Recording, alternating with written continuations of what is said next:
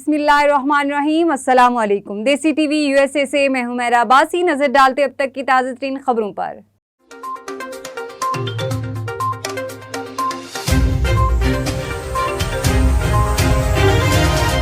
इसहाक डार की 5 साल बाद वतन वापसी के मौके पर इसहाक डार ने मीडिया से गुफ्तगू करते हुए कहा कि कायद मुस्लिम लीग नून मोहम्मद नवाज शरीफ और वज़ीर आज़म शहबाज शरीफ ने मुझे कहा है कि मैं वज़ीर ख़जाना की जिम्मेदारी कबूल करूं तो इंशाअल्लाह पाकिस्तान जिस माशी भंवर में फंसा है इसे इस भंवर से निकालने की भरपूर कोशिश करेंगे।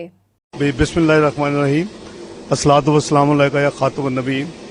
अल्लाह ताला के फजल करम से मैं अपने मुल्क में वापस आया हूँ और मुस्लिम लीग नून के कायद मियाँ नवाज शरीफ और सदर और प्राइम मिनिस्टर मियाँ शहबाज शरीफ ने मुझे कहा है कि मैं अपनी वज़ीर ख़जाना की जिम्मेदारियाँ कबूल करूँ तो अल्हम्दुलिल्लाह मैं पूरी कोशिश करूँगा कि पाकिस्तान जिस भंवर में मुआशी तौर पर फंसा है हम इसको निकालें, जैसे हमने 98-99 में निकाला था, 2013-14 में निकाला था। इंशाअल्लाह बड़ी उम्मीद है कि हम पॉजिटिव डायरेक्शन।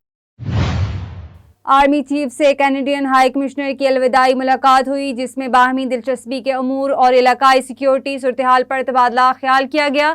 ISPR के मुताबिक मुलाकात में मुख्तलिफ शोबों में दो तरफा ताल्लुकात के फ़रोग पर भी तबादला ख्याल किया गया।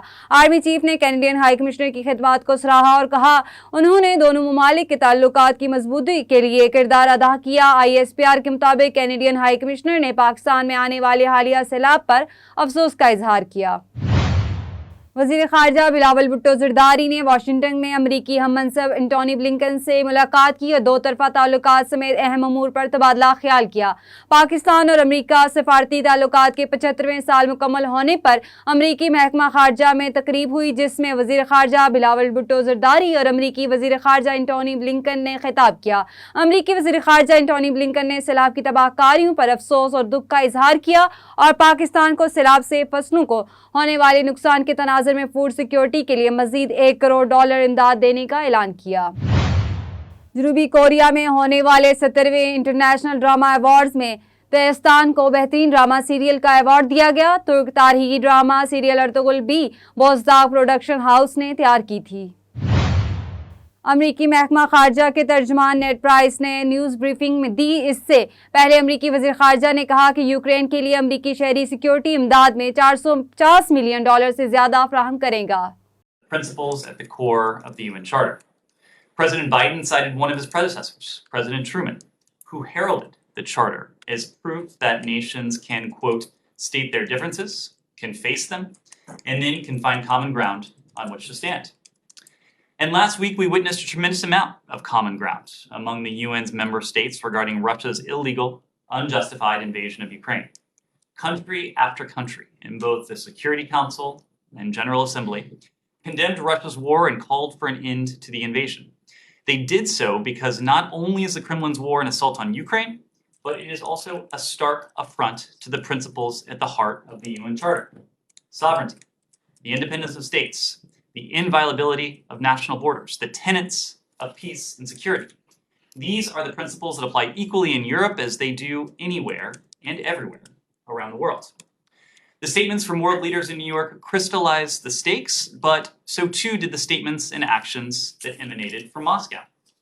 President Putin did perhaps as much as anyone last week to further isolate Russia and bolster international resolve to stand with Ukraine.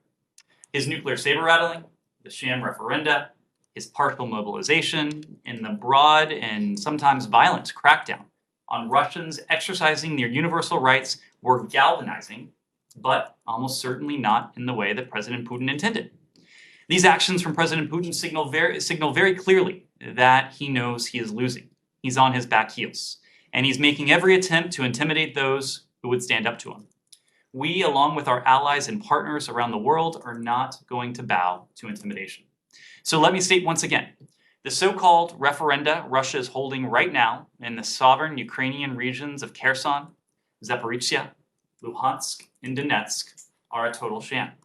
The United States will never recognize seized Ukrainian territory as anything other than part of Ukraine. We stand. Cuba और America की रियासत Florida को तूफान IN का सामना, 6 सूबों में हंगामी अलर्ट जारी कर दिया गया है।